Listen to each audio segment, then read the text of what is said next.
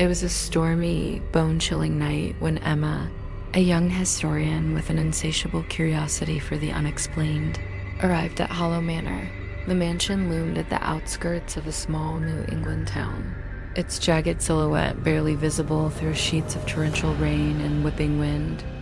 Locals whispered feverishly about the cursed house, about spirits trapped in time, about screams heard in the dead of night, and the unsettling feeling of being watched by eyes that didn't exist.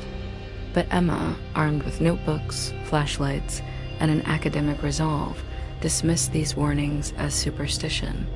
She was here to uncover history, to document what had long been left forgotten. The moment she stepped through the cracked, weather-beaten doors, the temperature dropped abruptly. Her breath became visible in the freezing air. Shadows, exaggerated and grotesque, stretched along the walls as if mocking her presence. Every floorboard groan sounded like a whispered warning. Every distant drip of water echoed like a countdown. She ran her hand along the warped banister, feeling a sticky residue that turned out to be old, dried blood. Her stomach twisted at the thought, but she pressed on, drawn deeper into the mansion's suffocating interior. The first room she entered was the parlor, a once grand space now decayed and shrouded in dust. Tattered curtains swayed despite the absence of a breeze, and the faint metallic scent of iron lingered in the air, growing stronger with every step. On a marble mantelpiece, a cracked porcelain doll sat upright, its head tilted at a grotesque angle. Its hollow eyes followed her movements, and she noticed the absence of one arm, the jagged break revealing a yellowed stuffing that seemed almost alive. Emma shivered, noting in her journal that something in this house was not just abandoned, it was sentient, aware, watching her. The mansion seemed to pulse with life as she moved from room to room. Mirrors reflected her figure, but sometimes, just at the edge of her vision, she glimpsed movements that did not match her own. Distant whispers crawled across her ears, soft enough to make her question her sanity. Occasionally, the words became intelligible, faintly calling her name. Her flashlight flickered, and when it came back, she saw the first unmistakable signs of violence. Streaks of dried blood smeared along the walls, handprints smeared downward as if someone or something had tried to escape and failed. Emma's hands shook as she pressed forward, documenting everything, feeling simultaneously terrified and irresistibly drawn to the dark core of the house. Each room escalated the horror. The study had floors slick with a dark, sticky residue, remnants of something long dead. Candles burned in unnatural sequences, flickering as if they were breathing. She could hear the faint cracking of bones from the shadows, the sound so precise it made her stomach lurch. In the library, books fell off shelves spontaneously, pages turning as though someone or something was reading along with her.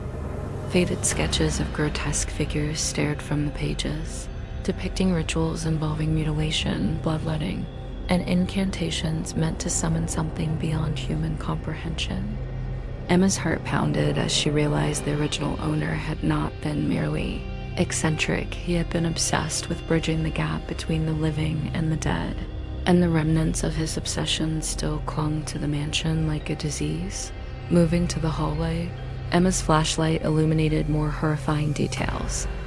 Faint handprints, bloodied, decayed, some with fingers twisted unnaturally, marked the walls as though someone had clawed their way through the structure in desperation.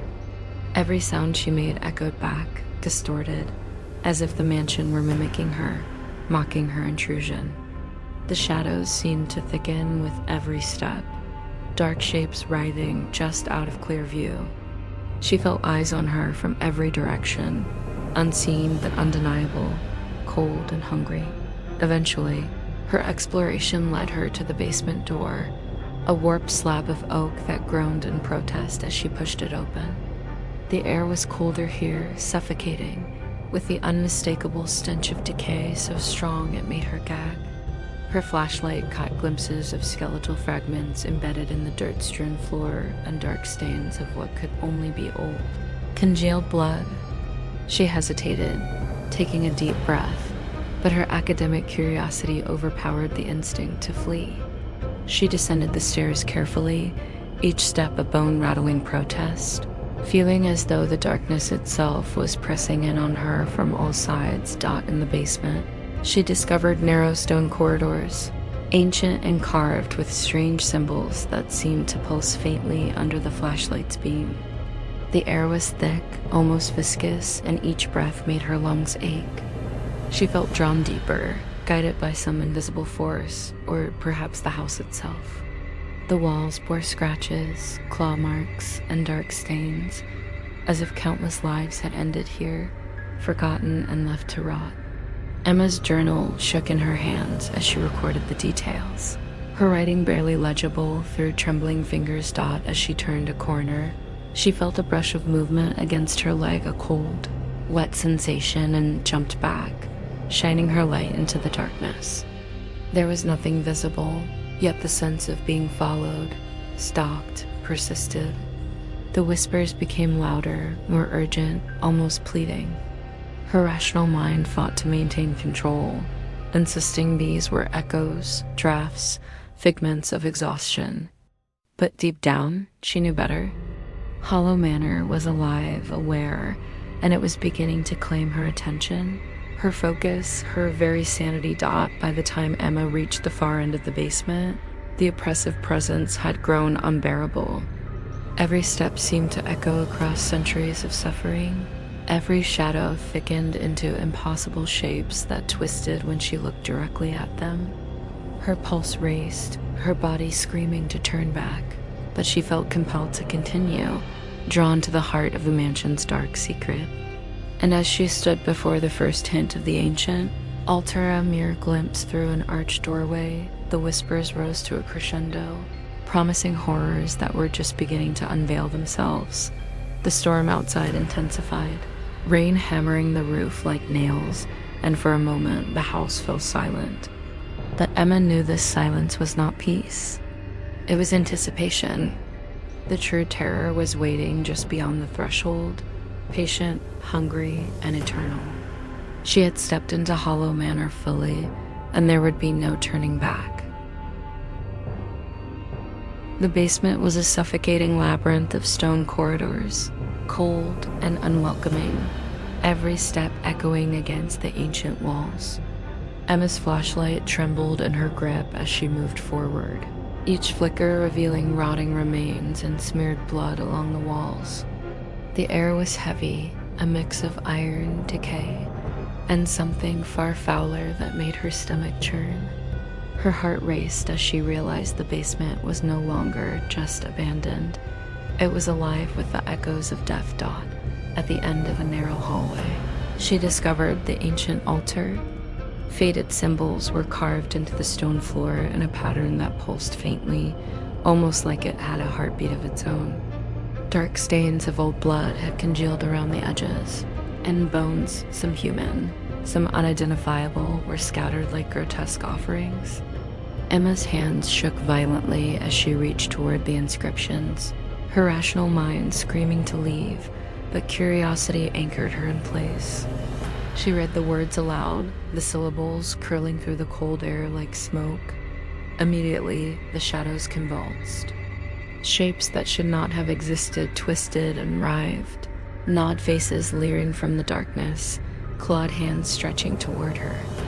The whispers became screams, deafening and piercing, as if every soul trapped in the house for centuries had risen to punish her intrusion. She stumbled backward, heart hammering, her flashlight falling to the floor. Its beam caught hollow-eyed figures with gaping wounds, their skin gray, rotting, sloughing off in patches as they lunged toward her. One figure's jaw hung loose, teeth jagged and blackened, its fingers ending in sharp, broken talons. Emma bolted down a side corridor, but the house seemed to shift around her. Walls stretched impossibly, doors led nowhere, floors pulsed underfoot like a beating heart. Every step brought her closer to something worse. From the shadows, she could hear bones snapping, flesh tearing, the wet, nauseating sound of decay moving with a predator's precision. A hand shot out from a dark recess, grabbing her ankle. She screamed, kicking violently, and felt the warm stickiness of blood smear her sock as it released her, vanishing into the darkness before she could glimpse the owner. She turned a corner and froze. On the far wall, hundreds of pale hands clawed outward from the stone itself, bloody fingertips scraping desperately, as if trapped souls were trying to escape. She could see faces pressed against the walls, mouths silent but moving, eyes wide in eternal terror. The hallway seemed endless, lined with these grotesque attempts at freedom. Emma gagged, trying not to vomit as she stumbled through the corridor, desperately seeking an exit. The whispers converged into a single voice, hissing from everywhere and nowhere. "You belong here. You are one of us." A figure lunged from the shadows, skeletal yet humanoid, skin sloughing as it tore at the air, leaving a streak of blood and viscera across the floor. Emma scrambled back, her fingers slick with gore she hadn't noticed on her own hands. The smell was overpowering, metallic and sweet, almost intoxicating, but she forced herself to move. She knew she had to escape, though the house refused to let her. Emma reached the old mirror, hanging crooked on a wall. Its surface rippled like liquid, reflecting not her own image, but a twisted version of herself. Her face appeared split open at the jaw, eyes frozen wide in terror, skin gray and decayed as though she had already been cleaned.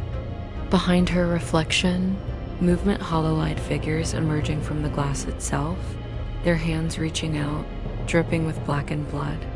Emma screamed, slamming her palms against the mirror, and the figures recoiled just enough for her to dart past. Desperation propelled her further into the basement. She found another chamber, its floor slick with something darker than blood. The altar was gone, replaced by a writhing mass of bodies, long dead yet animated by some terrible force. Limbs twisted unnaturally, flesh shredded, eyes wide and staring. The mass convulsed, whispering in a chorus of agony and rage. Emma's stomach lurched, bile rising, but fear lent her strength. She darted across the room, slipping in the warm, sticky residue, barely keeping herself upright, and then the final horror struck. She realized, with an icy shock, that the house had claimed her in ways more profound than she could comprehend. The whispers wrapped around her mind, promising she would never leave. The walls themselves pulsed with the heartbeat of the dead. Her vision blurred, shadows closing in, until she was no longer running from the figures. They had become part of her. Every glance at her reflection showed her skin tearing, veins blackened, eyes hollowing. Her screams merged with the chorus of the damned. She understood with soul-deep horror that she had not come to Hollow Manor to uncover its secrets. She had been drawn to become one of them. In the final blinding moment, Emma felt herself absorbed into the mansion. Her body dissolved into the dark, sticky floor, and her consciousness spread into the walls, joining the countless others who had entered and never left. The whispers quieted, leaving only a final, echoing promise: forever. The storm outside subsided. Rain trickled softly against the windows, wind fading to a whisper. Hollow Manor stood silent, its doors still, its corridors empty, at least for now. But deep within its walls, Emma and countless souls like her waited, watching, whispering, hungry. The mansion remained alive, eternal, patient, awaiting the next curious, foolish soul who would cross the threshold, unaware of the blood, the decay, and the horrors that would consume them completely, even in death or what passed for it here. The house exhaled a silent, suffocating warning. No one leaves Hollow Manor unchanged, and most do not leave at all. Please like and subscribe channel Fear Frequency for more horror stories. Thank you.